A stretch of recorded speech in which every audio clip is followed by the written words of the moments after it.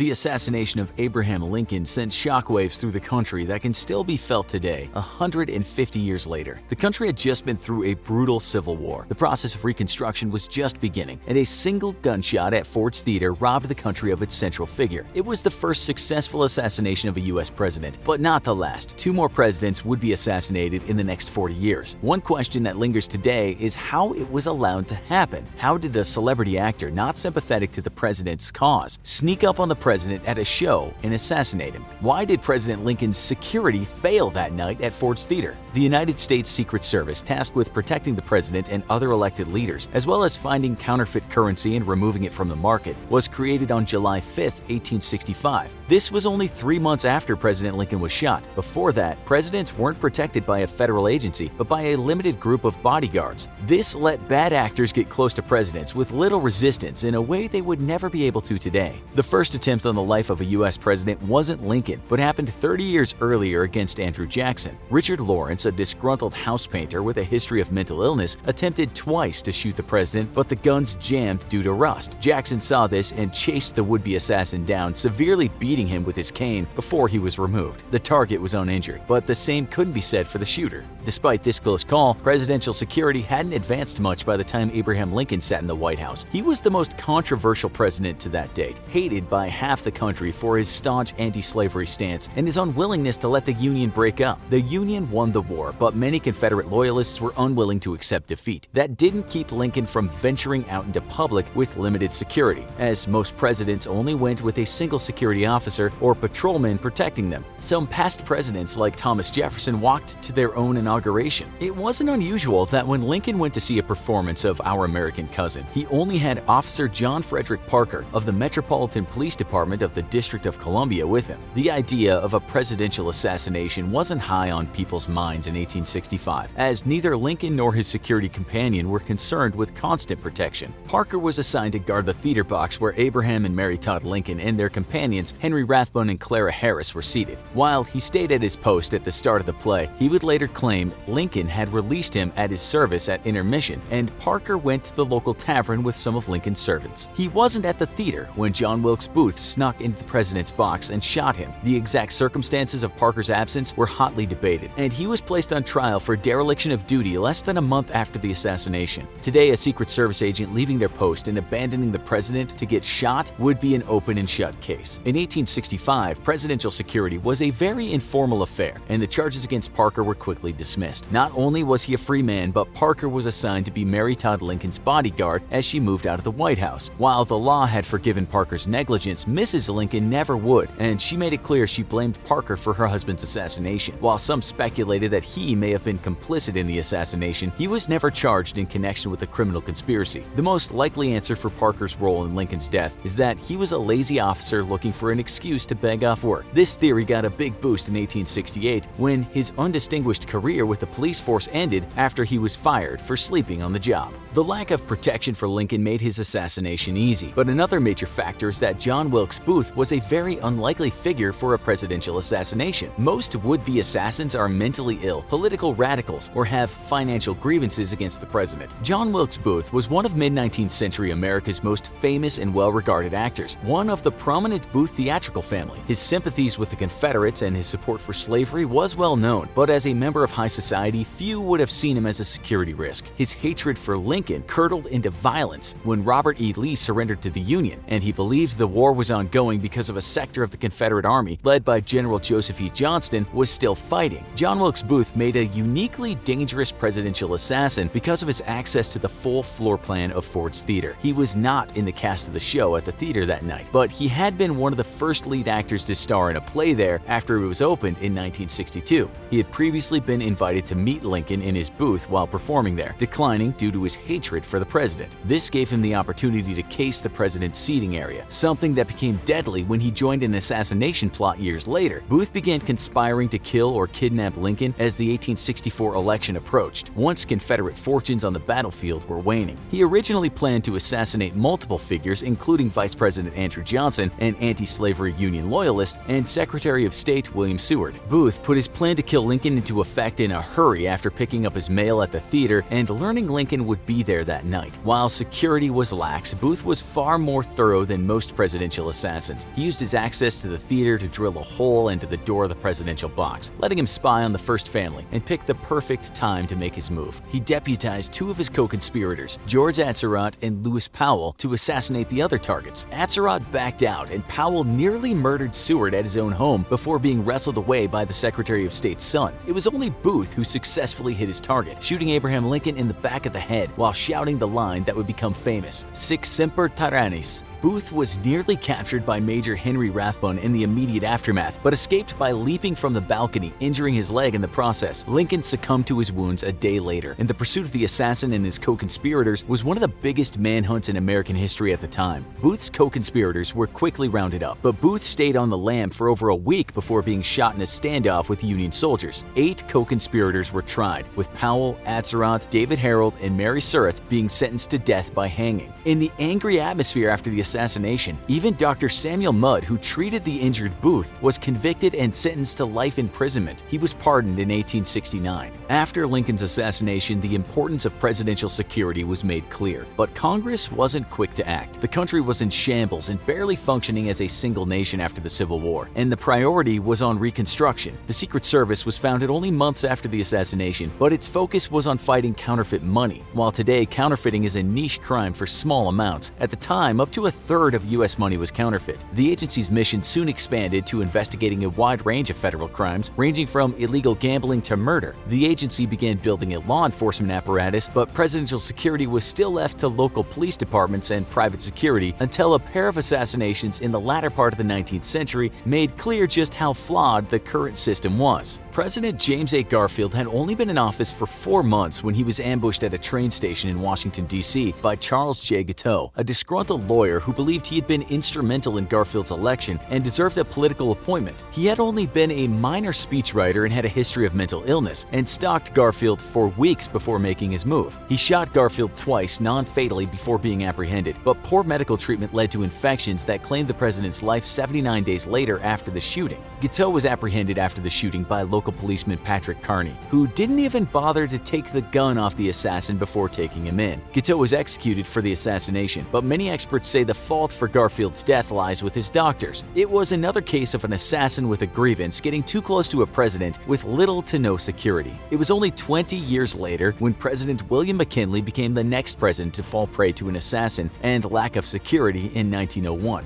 Just re-elected, McKinley was attending the Pan American Exhibition at the Temple of Music in Buffalo, New York, when he was targeted by anarchist Leon Czolgosz. This was the biggest event where a president was targeted yet, making security much more difficult and exposing the president to unfamiliar people and lax security at every turn. Czolgosz, who had just lost his job in the Panic of 1883, managed to shoot McKinley twice, with one bullet becoming lodged in his abdomen. McKinley eventually died from complications from his injuries a week after the assassination, and Czolgosz was executed for murder. McKinley was famously a gregarious president and didn't like to be surrounded by security, leaving him more vulnerable. 3 assassinations in 40 years isn't a coincidence. If you make a mistake at your job once, it might be overlooked. 3 times, there's probably going to be a change in policy or staffing. Soon after the assassination of McKinley, Congress asked the Secret Service to take over protecting the president and his family. Presidential security stopped being a personal preference and became an integral part of the job. Secret Service agents foiled an assassination attempt on Harry Truman in 1950 by Puerto Rican extremists. One of the heroic agents, Leslie Caufeld, is the only Secret Service agent to die in the process of stopping a presidential assassination. Presidential assassination attempts remained commonplace throughout the 20th century, but were less successful. The 4th and final assassination of a president, the murder of John F. Kennedy by Lee Harvey Oswald, was the only one done from afar. Oswald used a sniper rifle against Kennedy from a nearby building, aiming at the passing motorcade. This led the Secret Service to start enforcing stricter security along the paths of the presidential motorcade. The Kennedy family had another major impact on Secret Service policy after the assassination of Senator Robert Kennedy in 1968, when the agency began offering protection for major party presidential candidates. The effectiveness of the Secret Service was proven in the 70s and 80s, when an unstable political climate led to more assassination attempts. Manson family groupie Lynette Squeaky Fromm approached President Gerald Ford supposedly to make a plea for trees, but quickly pulled a gun. She was immediately tackled by Secret Service agent Larry Boondorf and disarmed. She never managed to shoot Ford but was charged under a post-Kennedy law that made attempting to assassinate the president a federal crime. Although sentenced to life in prison, she was paroled after 29 years and remains the only U.S. would-be assassin to be released from prison.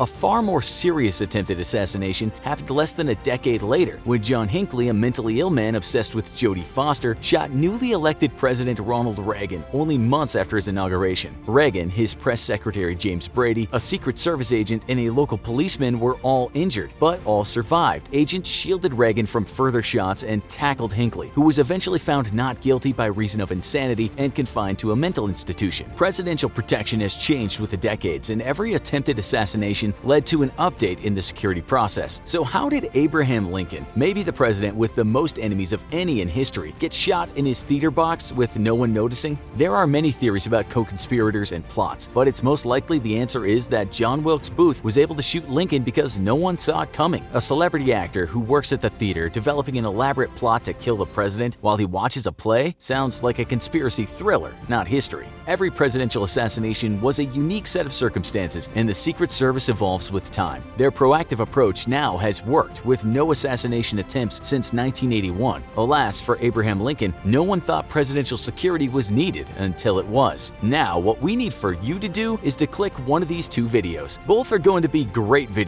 we know you'll love, but you have to pick one, so choose now.